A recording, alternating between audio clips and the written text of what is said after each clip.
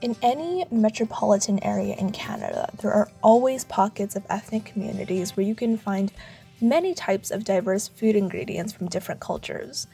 In East Asian ethnic enclaves like Chinatown or Koreatown or Japantown, one of the most popular food ingredients found in desserts is Anko, or adzuki bean paste.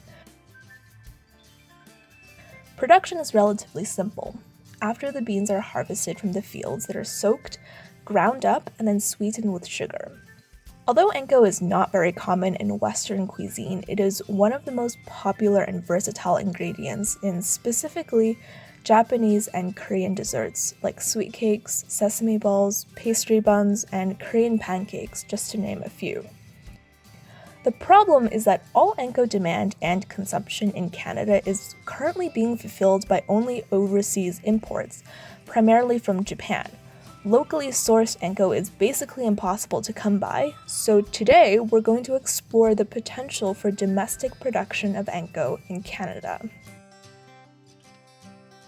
Currently, there are no public businesses that manufacture Anko that operate in Canada.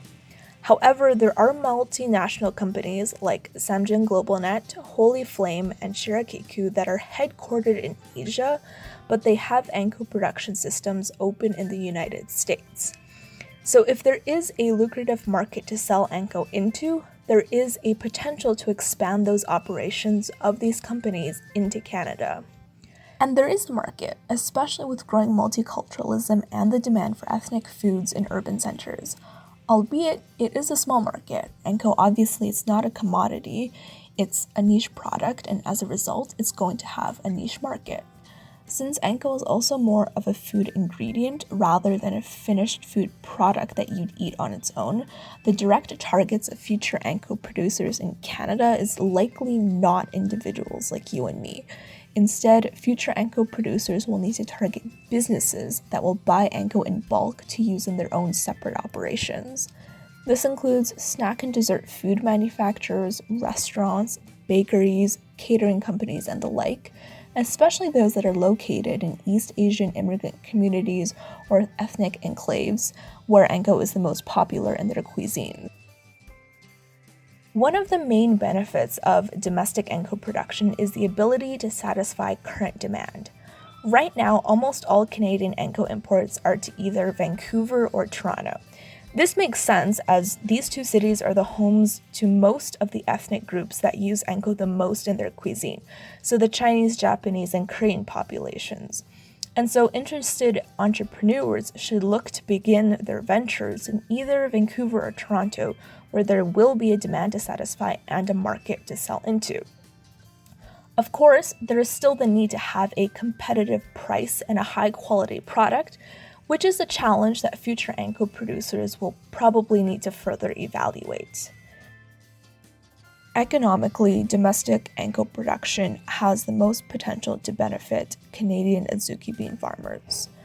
The small amount of adzuki beans grown in Canada is currently mainly being exported, so having an alternative market to sell to, a domestic one, it could provide capital gains for adzuki bean farmers.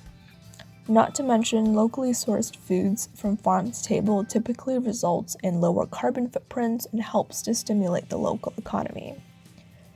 The entire production process is also going to generate many labor and low-skill jobs, which will particularly benefit populations in cities like Toronto that have unemployment rates higher than the national average. Jobs would be needed to transport adzuki beans, grind the beans, operate the machinery, package the Anko, and finally transport the Anko to consumer businesses. To wrap things up, although Anko is comparatively a pretty small food ingredient, it does have the potential to establish a successful economic niche for itself in Canada. Ideally, locally produced Anko in Canada will further contribute to the already growing multiculturalism, diversity, and ethnic food markets, provide another source for local food, and perhaps provide a sense of comfort and belonging for immigrants who are a long ways from home.